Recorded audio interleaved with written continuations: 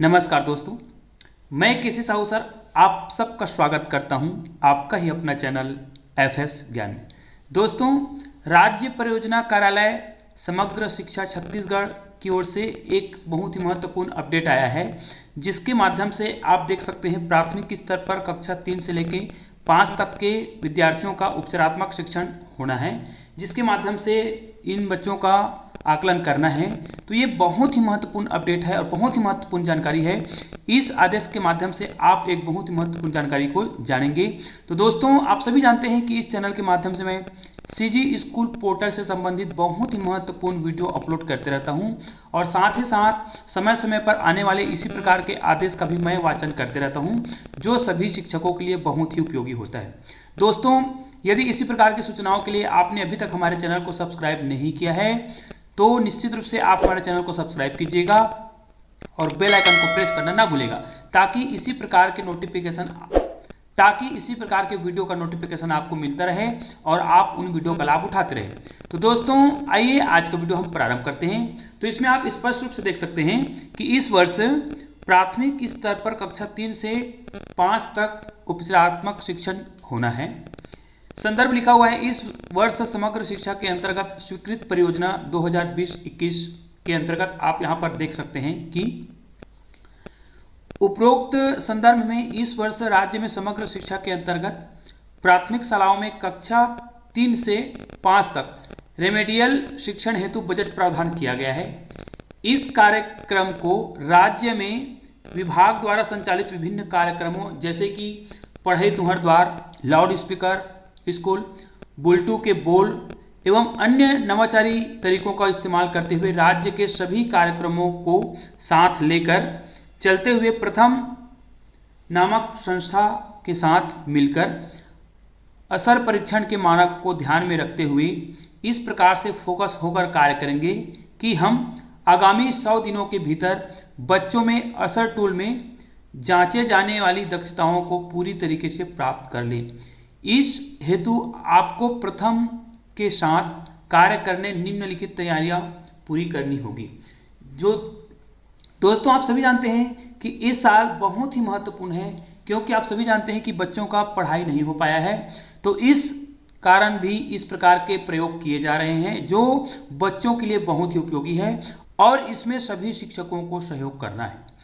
यहाँ पर आप देख सकते हैं दोस्तों कि सभी प्राथमिक शालाओं के क्षेत्र में आने वाले सभी 6 से 14 आयु वर्ग के सभी बच्चों को नियमित वैकल्पिक कक्षाओं में लाने हेतु आवश्यक प्रोत्साहन देवें, ताकि इस आयु वर्ग का कोई भी बच्चा छूट न जाए।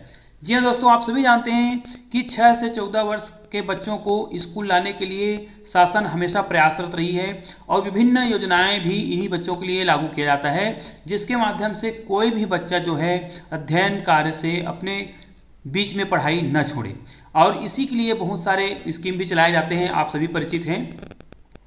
तो यहाँ पर देखिए अगला पॉइंट लिखा हुआ है, सभी प्राथमिक शालाओं में पढ़ाने वाले अध्यापक स्वप्रेरित होकर बच्चों को सीखने में सहयोग देना शुरू करें, क्योंकि अभी निकट भविष्य में स्कूलों का खुलना अनिश्चित है। ये आप सभी जानते हैं कि इस साल प्राथमिक से लेकर मिडिल स्कूल खासकर इनका खुलना अनिश्चित है, इसलिए अब नियमित समर्थन देना आवश्यक है। आप सभी जानते हैं कि प्राथमिक विद्यालय और माध्यमिक विद्यालय के बच्चे छोटे होते हैं और कोरोना का जो असर है इन्हीं बच्चों पर ज़्यादा होता है, छोटे बच्चों पर और बुजुर्गों पर।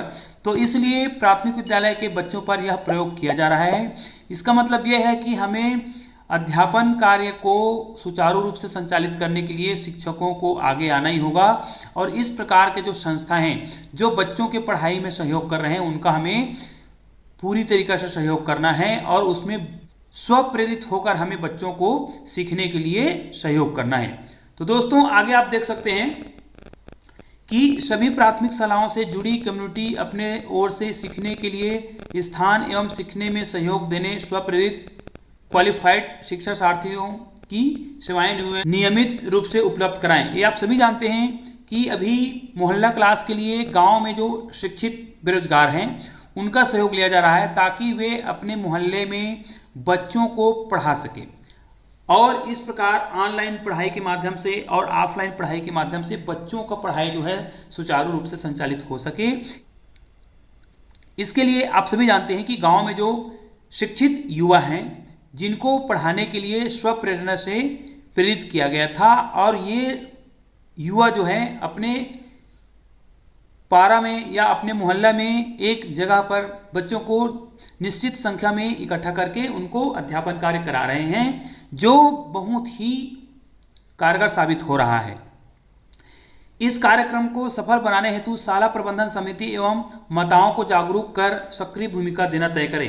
दोस्तों, आप सभी जानते हैं कि आगे चलकर अभी कुछ दिनों तक शाला स्कूल नहीं खुल पाएगी, तो इसके लिए भी हमें पालकों को और खास करके माताओं को हमें क्या करना पड़ेगा, जागरूक करना पड़ेगा।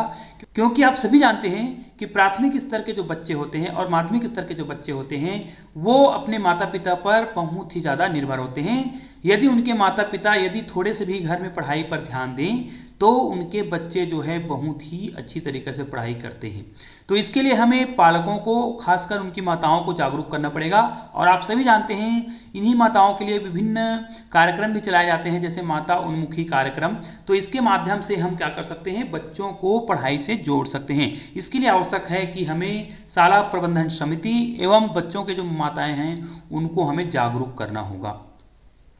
आगे देखिए, इस कार्यक्रम का समय पर बेसलाइन एवं एंड लाइन के लिए भी सभी आवश्यक तैयारियां जमीनी स्तर पर पूरी करें। आप सभी को पता भी है कि अभी बेस लाइन एवं एंड लाइन के लिए भी तैयारी की जा रही है, और बेस लाइन एवं एंड लाइन के आधार पर ही बच्चों का आकलन होना है। इसके माध्यम से बच्चों को आपको तैयार करना है।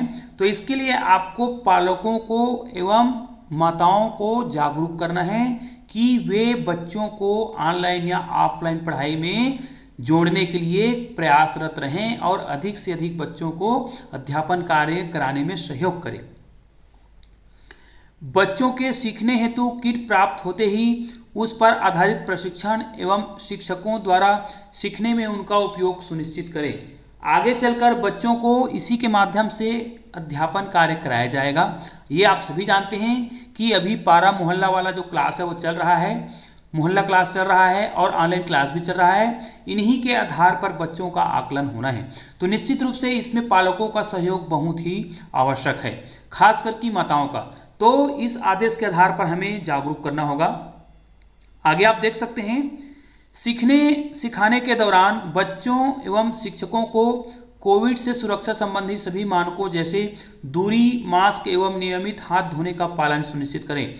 ये आप सभी जानते हैं, यदि हम किसी बच्चे के संपर्क में आते हैं तो हमें बच्चों को यह भी सिखाना है कि हमें कोविड से बचने के लिए किस प्रकार की सुरक्षा अपनानी है, जैसे मास्क लगाना, दूरी बनाए रखना एवं नियमित रूप से साबुन से हाथ धोना। और जब भी किसी बच्चे को या किसी को भी सर्दी या खांसी हो तो निश्चित रूप से घर में ही रहें, मास्क का उपयोग करें, सैनिटाइजर का प्रयोग करें और दूरी बनाए रखें, क्योंकि इनसे हम स्वयं तो कोरोना से बचेंगे और सामने वाले को भी हम कोरोना से बचा सकते हैं। क्योंकि आप सभी जानते हैं कि कोरोना जो है एक दूसरे से फैलता है।